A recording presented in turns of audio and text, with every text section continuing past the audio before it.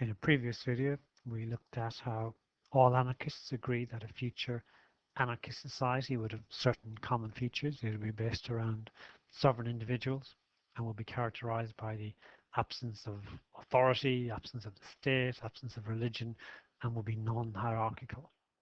However, this was as far as anarchists would go in agreeing as to what a future anarchist society would look like, as there are a divergence between anarchist thinking as to what a stateless society would look like. We've seen there is one strand of anarchism which draws from socialism and can be seen as a form of ultra-socialism or collectivism, and they view a future stateless society as a collection of decentralized, non-hierarchical communities characterized by direct or participatory democracy. This could take the form of mutualism or of anarcho-syndicalism or as anarcho-communism. The second major strand of anarchism, however, draws on liberalism and can be seen as a form of ultra-liberalism.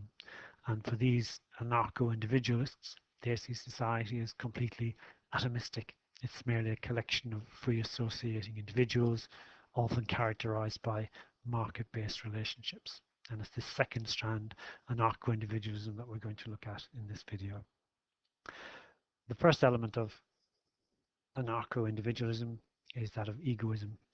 And the writer most closely associated with this is Max Stirner, and his text was The Ego and His Own, or an alternative title, some people say a more accurate one, is The Unique Individual and His Property.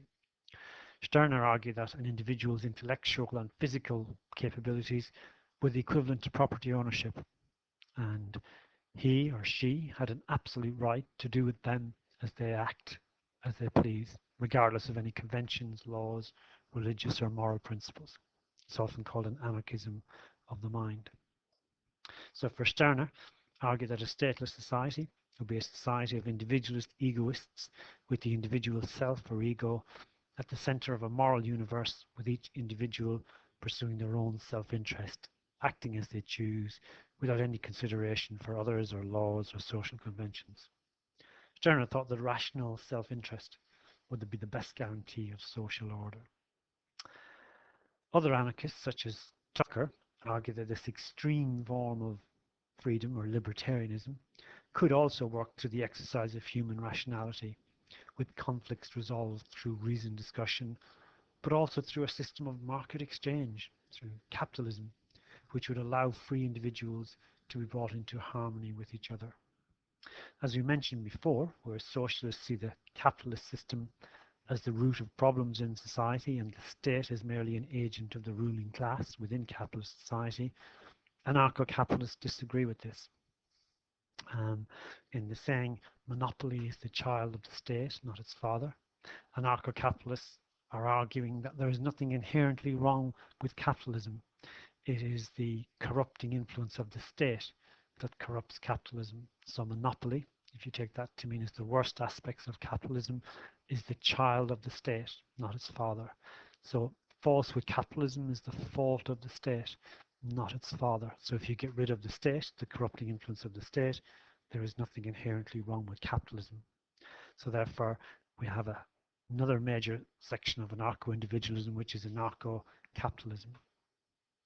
While new right neoliberals or libertarians such as Nozick revive the idea of the minimal state, limited to protecting individual rights, other anarcho-individualist thinkers such as Friedman and Rothbard push these free market ideas to their limit. So anarcho-capitalism takes free market, laissez-faire economic theory to its logical conclusion, with governments or the state replaced by mere unregulated market competition, with a stateless society operating entirely through market relations with no state regulation or intervention of any kind. Property, private property, would still be owned by sovereign individuals who may or may not enter into voluntary contracts with each other in pursuit of their own self-interest. Through these voluntary contracts or agreements, anarcho-capitalists believe that the market can satisfy all human wants, including protections through the private courts, private protection associations, etc., etc. The presence of competition within these organizations would ensure consumer choice, value for money, responsiveness, and efficiency. So the two main elements within anarcho-individualism is this idea of egoism and anarcho-capitalism. Society as a collection of free associating individuals operating entirely through market relations. Property will be owned by sovereign individuals who may or may not wish to enter into voluntary contracts with each other in pursuit of their own self-interest, with private police, private courts, no compulsory taxation or education, no state regulation or intervention of any kind. In fact, there will be no state.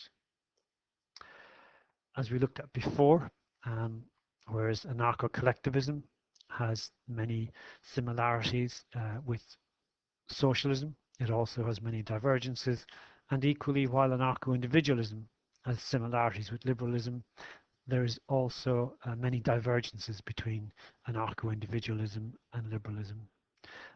One of the key differences is that individualist anarchists simply reject the liberal view of constitutionalism and consent.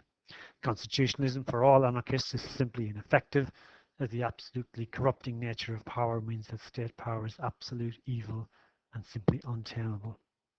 And secondly, as we mentioned before, the idea of consent is merely a sham. All it does is recruits people into colluding in their own oppression by concealing the real nature of state power. Individualist anarchists reject the idea of even a minimal or night watchman state, never mind the enabling state of modern liberalism.